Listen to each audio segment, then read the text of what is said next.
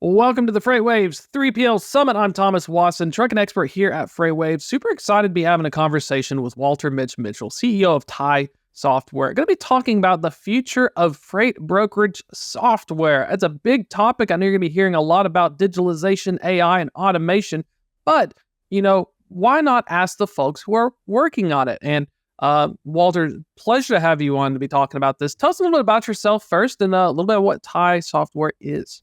Yeah, well, thanks for having me. Appreciate taking the time to have me on the show.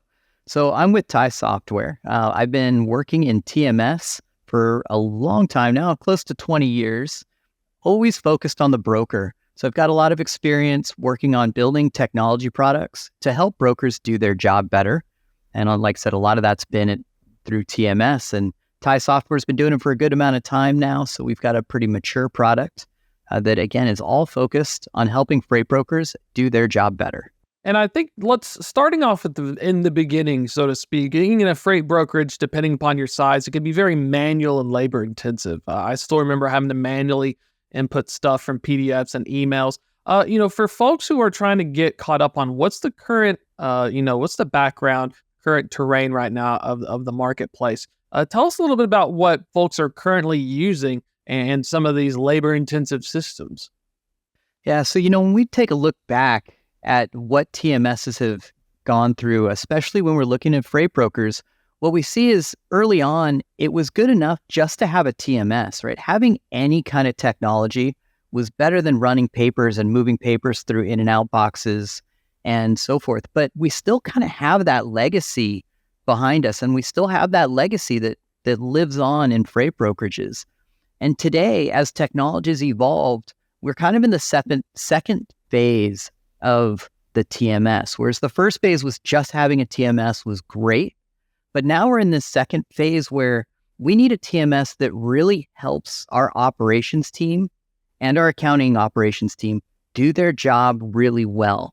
And that's the step that we're moving into. And we see that with things like the digital load matching systems. We see that with the tracking systems that are available and all the tools that are coming around to help freight brokers do their job well. But then to your point, the question that you brought up is, what are they doing manually? And the answer is almost everything still, right? We're spending a lot of time creating shipments in our TMS. We're spending a lot of time doing track and trace. We're spending a lot of time doing check calls to our carriers. We're spending a lot of time managing the shipment process. And there's a huge opportunity to evolve from the TMSs that require all that to be manual and are kind of record keeping systems to the TMSs that are putting our operations people in the center of the story. That kind of reminds me of becoming a digital versus a non-digital brokerage. I want to get your thoughts on this. It feels like the first phase was always reactive, recording, looking backwards. But now with digitalization and automation, I guess the goal is to actually finally be proactive, maybe get to look up instead of when you're trying to run. You don't avoid, hit any trees, so to speak. Talk about some of the things that this digitalization is doing, and tell us some of what you've seen in the past few years as this is starting to mature.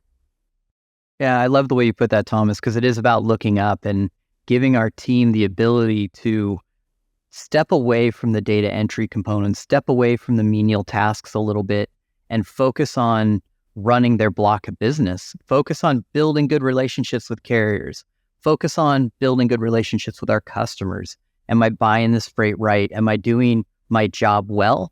Not, am I doing my job? And so I think we can see this in places where we expect integrations to happen more often, like if we're load posting, connecting to DAT and truck stop from inside the TMS. So the TMS has full visibility to it, bringing in components like Highway or My Carrier Packets to help us vet our new carriers that we're working with and make sure that we're not bringing up any fraud issues and that we're preventing fraud before we even contact a carrier.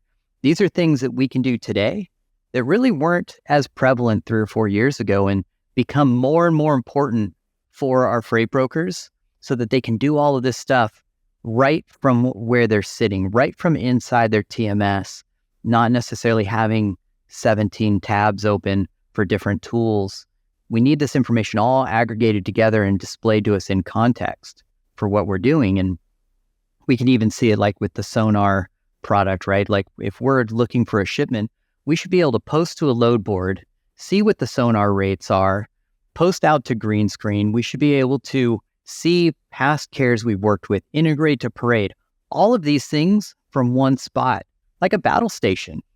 That's what reminds me, like, one of my biggest challenges when I was an account executive and even a carrier rep was that I had to have 17 tabs open. And this was back in like 2019. And then you spend this time pulling up the load board, looking at the rate, confirming it, eyeballing it, guessing it, looking back, maybe a very rudimentary, somebody finally logged their data. So let's talk about for tasks that are wasting time and energy, low-hanging fruit, what are some of the biggest things for these brokerages as they're coming out of the Stone Age into the Space Age? Is there something that they're seeing the biggest gains in? What are some of the biggest noticeable improvements? Because it can feel like there's a lot in these modern systems.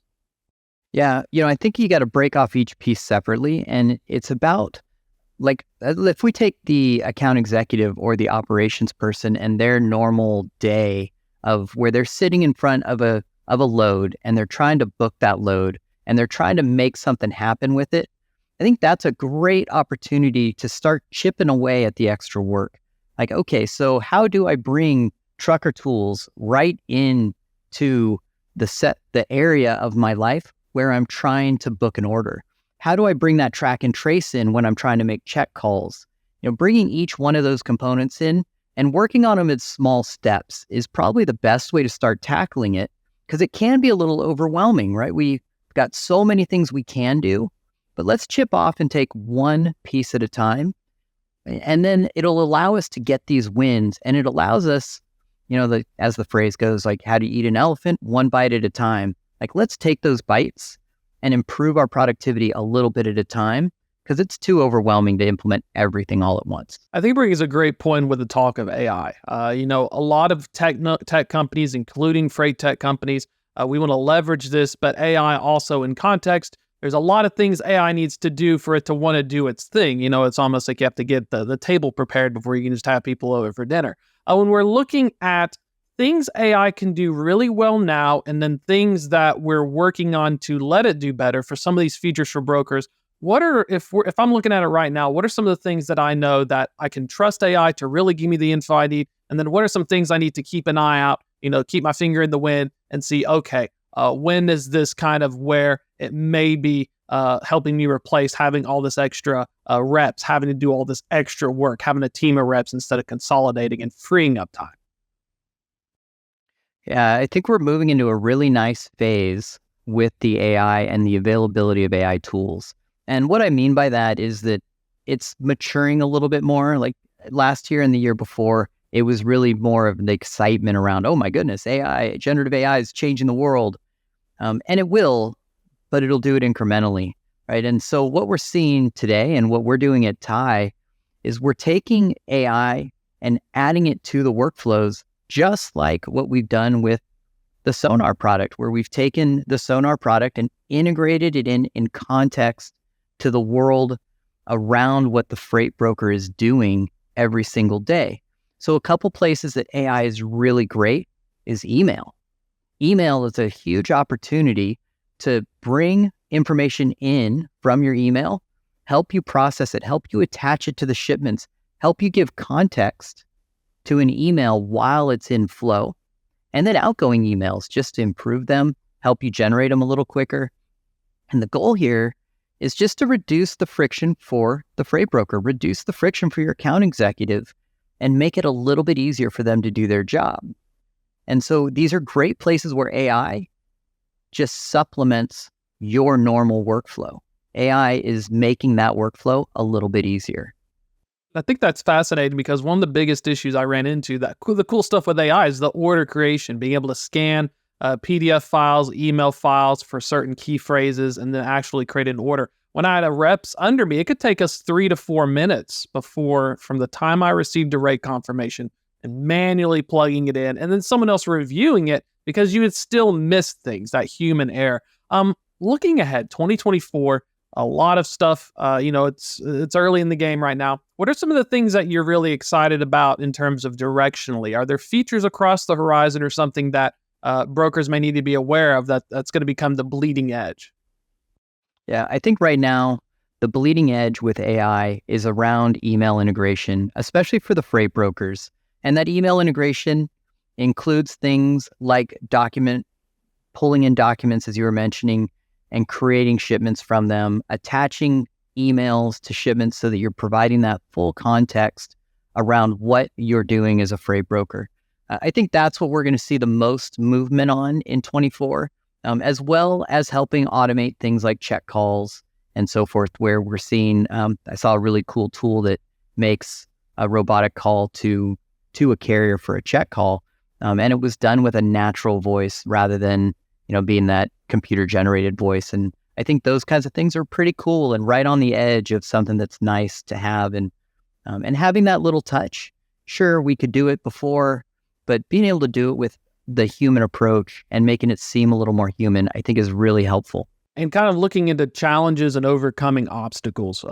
Change management is difficult. Brokerages almost feels like as you grow as a brokerage, you start, having growing pains. You need to start looking at developing the TMS. You have one or buying one. When we're looking at things like integrating legacy systems and overcoming these moats, are there going to be additional challenges as, even having your own TMS system, trying to help somebody else from other systems and getting them to talk to each other? Because I feel like we talk about APIs, like I can go out and connect to other platforms. But one challenge with some SaaS products is sometimes they mode it on purpose. They change their data, they format it a certain way. So if you want to change, they're going to make you have to pull a few teeth along the way. Yeah, that's a great point. And I think that's a really important thing to be thinking about when you're looking at your legacy systems, whether you're looking at your on-premise system, or even if you're looking to acquire a new cloud-based system, is how open is it? How open is that environment? And I think a good modern system is built around flexibility, is built around that open connectivity. And we see that model being really successful with a tool like Salesforce. Salesforce kind of pioneered that in the SaaS space, and we can step in line there and follow that same model on the logistics industry and for our TMSs. Whereas Salesforce is a very open platform. It allows you to put components into it. It allows you to customize. So what it's done is it's changed the paradigm from should I build my own CRM to that conversation sounds crazy. I'm just going to buy Salesforce and build on top of it. I'm going to buy Salesforce and find all these components that are out in the world and plug them in. I think that's a model we can learn from in the TMS space, in the freight broker spaces. Maybe we shouldn't be building a TMS from scratch. We should buy a product that does a pretty good job for us, that has that open architecture, and then modify it as we need to, customize it to meet our specific business needs. And what that does is it eliminates this whole challenge of having to build the core components of a TMS and building out all these things that just provide some context around your day. It allows you to build what adds value to your day and maintain what adds value. And that's a much more cost-effective way to attack this whole problem of how do I get out there? How do I make my system really help me? If folks want to learn more about Tai Software, get in touch and get a part of this revolution here. What's the best way to find that? Yeah, so you can definitely find us on LinkedIn, but you can also find us at tai-software.com. And we're a TMS for freight brokers, and we'll be happy to talk more about how our TMS can help break down some of those walls, can help empower your team to be better at what they're doing. Thank you so much, Walt. Walter Mitchell, CEO of Tai Software. Amazing stuff. Check them out. That's it for this Fireside Chat. Don't worry, though, folks. A lot more great content coming up.